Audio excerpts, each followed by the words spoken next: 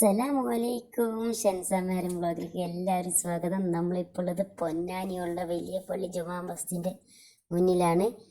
നമ്മൾ വന്നത് ഇങ്ങോട്ടല്ല, നമ്മുടെ ഹനീന റെസ്റ്റോറൻറ്റിലെ മുട്ടപ്പത്തിരിയും ബീഫും കേട്ടറിഞ്ഞ് വന്നതാണ്.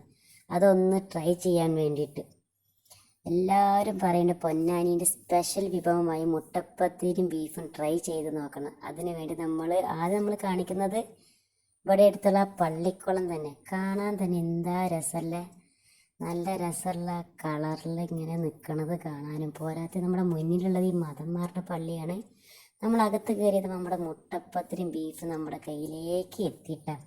നമ്മളകത്തൊന്നും ഇരുന്നില്ല, നമ്മുടെ പള്ളിക്കുളമാണ് തിരഞ്ഞെടുത്തത്. അവിടെ ഇരുന്ന കാറ്റും കൊണ്ട് ചൂടുള്ള മുട്ടപ്പത്തിരിയും ബീഫും കൂട്ടി കഴിക്കാൻ എന്താ ഒരു രസമെന്നറിയോ. അത് നമ്മളിങ്ങനെ കഴിക്കുമ്പോൾ ഒരു പ്രത്യേക ഒരു ടേസ്റ്റ് കേട്ടോ. സംഭവം സൂപ്പറായിരുന്നു. അതിന് ശേഷം ഒരു ചായയും.